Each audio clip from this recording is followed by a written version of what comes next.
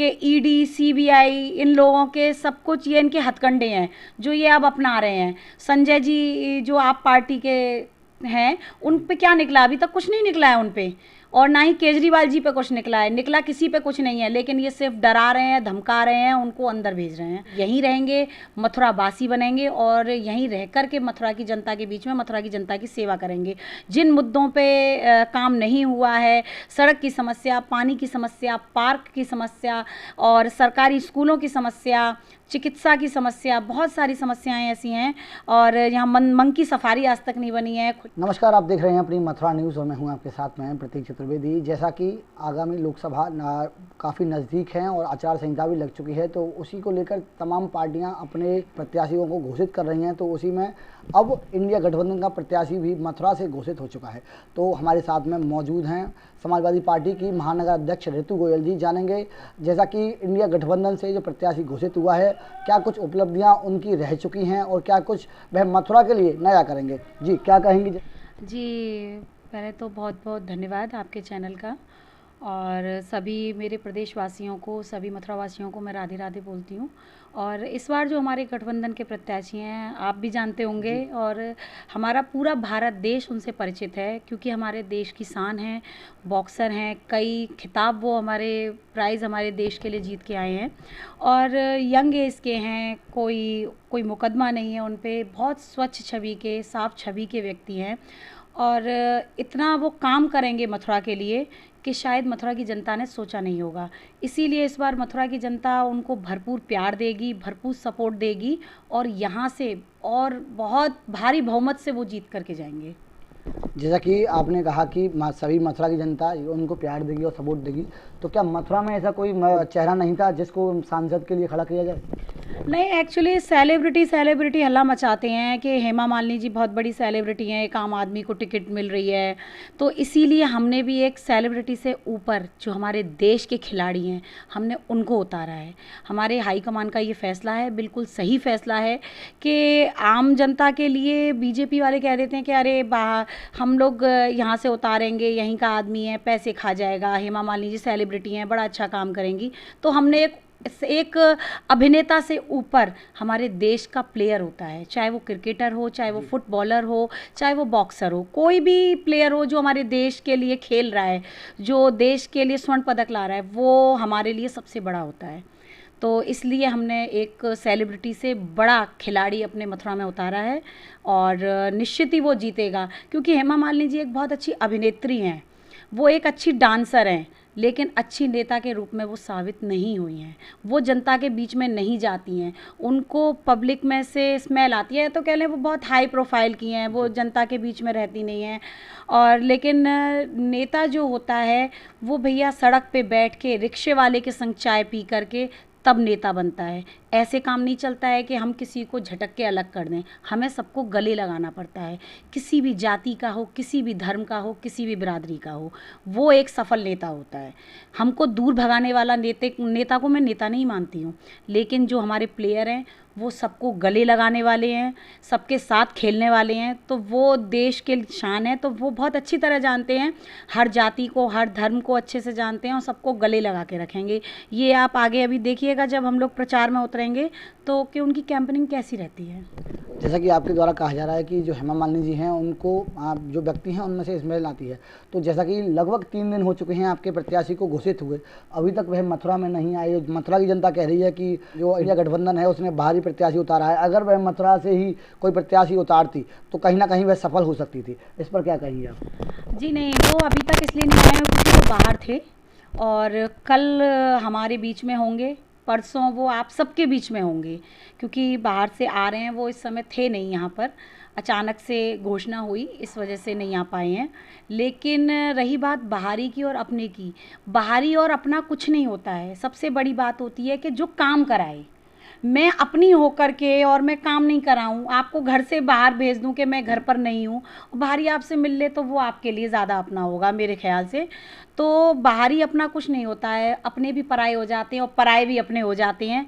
तो ये वहाँ बात आएगी, और ये हमारे पराए नहीं है, ये हमारे अपने हैं, हमारे देश के बेटे हैं जो हमारे देश के लिए खेल रहे हैं, तो ये हमारे अपने हैं।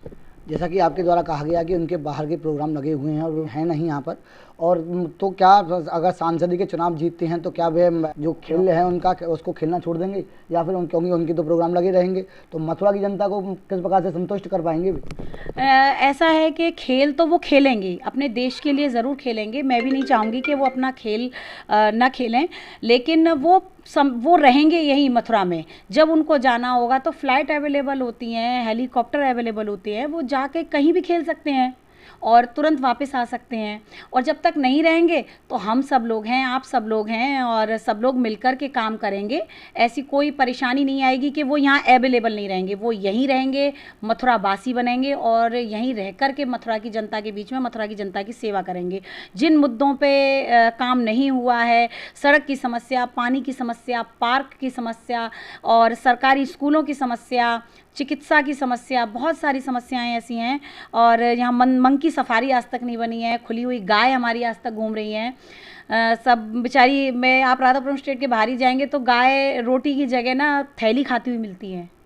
तो ये सारी बहुत सारी ऐसी समस्याएं हैं जो अब हम लोग उनको देख रहे हैं, उन पर हम लोग काम करेंगे और यहाँ अपनी जनता को पूरी तरह से सेटिस्फाई करेंगे। जैसा कि वह यंग एज हैं और पहले भी चुनाव लड़ चुके हैं, किन्हीं कारणों से चुनाव हार भी गए थे, तो क्या लगता है कि आपकी बार वह इंडिया गठबंधन से जीत पाएंगे?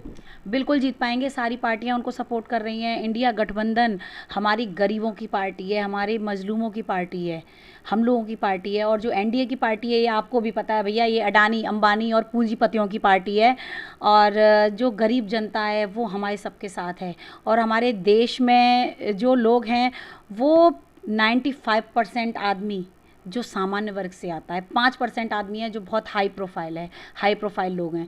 लेकिन ये हमारा देश है, गरीब देश है, तो हमारे सब लोग, हम लोग साथ में मिलके चलेंगे और उनको इस बार जिताएंगे, क्योंकि वो गरीब का ही बेटा है, एक किसान का बेटा है। जो प्लेयर होते हैं वो बहुत बड़े पैसे वाले और वो नहीं होते हैं, एक गरीब का किसान का बच्चा ही एक प्लेयर बनता है, ये आप भी जानते हैं।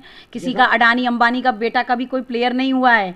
वो ऑर्गेनाइज कर सकते हैं लेकिन प्लेयर नहीं बन सकते। तो वो उनका दर्द समझते हैं, वो हमारा दर्द समझते हैं, तो वो हमारी तकलीफ़ को समझ के हमारा मथुरा की जनता का पूरा काम करेंगे और सबका साथ देंगे, सबका विकास करेंगे। जैसा कि राष्ट्रीय लोकदल किसानों की पार्टी कही जाती है और आपके द्वारा कहा जा रहा है कि एक किसान का बेटा खड़ा हुआ है इंडिया गठबंधन से, तो क्या लगता है क्या आपकी बात, जैसा कि राष्ट्रीय लोकदल भी भाजपा में शामिल हो गई है, तो क्या कारण, क्या ऐसी वजह रही होगी जो राष्ट्रीय लोकदल ने उसको ज्वाइन किया भाजपा को? आप भी समझते हैं, अगर आज आप पे छापा पड़ जाए तो आप भी ज्वाइन कर लेंगे पार्टी। तो जब ईडी और सीबीआई के छापे का जब डर दिखाते हैं तब वो लोग कहते हैं कि आप हमारी पार्टी में आ जाओ, नहीं तो हम आप पर ईडी लगा देंगे, सीबीआई लगा देंगे। तो एक डर कहीं ना कहीं जयंत जी के अंदर रहा होगा। और मैं ये पूछना चाहती हूँ अपने देश की जनता से, सभी से, कि जब बीजेपी इतनी बड़ी पार्टी है, जब उसे अपने आप पर इतना विश्वास है, तो वो क्यों छोटे छोटे दलों को तोड़ रही है? क्यों इतना डरी हुई है कांग्रेस से, क्यों इतना डरी हुई है समाजवादी पार्टी से कि वो छोटे छोटे दलों को तोड़ करके अपने में जोड़ना चाह रही है? और जोड़ करके भारत रत्न बांट दिया, उसके बाद में आपने पार्टी में बुला लिया। तो ऐसे थोड़े ना होता है कि आप कुछ भी बांट रहे हो फिर अपनी पार्टी में बुला रहे हो, तो ये गलत है। लेकिन जयंत जी को कहीं डर ऐसा समाया होगा, इसलिए उन्होंने ये पार्टी, मतलब इंडिया गठबंधन को तोड़ा। खैर कोई बात नहीं, वो उनकी अंडरस्टैंडिंग थी। लेकिन उनको राज्यसभा सांसद बनाने वाले हमारे माननीय राष्ट्रीय अध्यक्ष श्री अखिलेश यादव थे, जिन्होंने उनको संसद में पहुंचाया।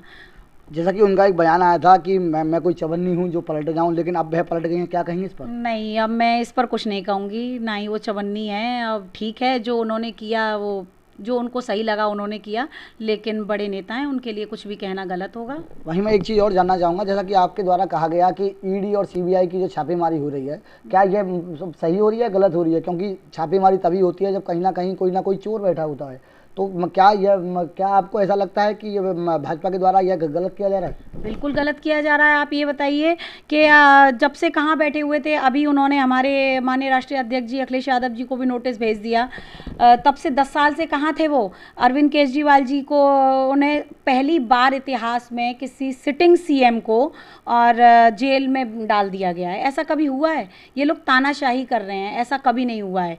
और दूसरी बात ये है कि ये ईडी सारे छापे अभी पड़ रहे हैं, पहले कभी किसी ने कुछ गलत नहीं किया था।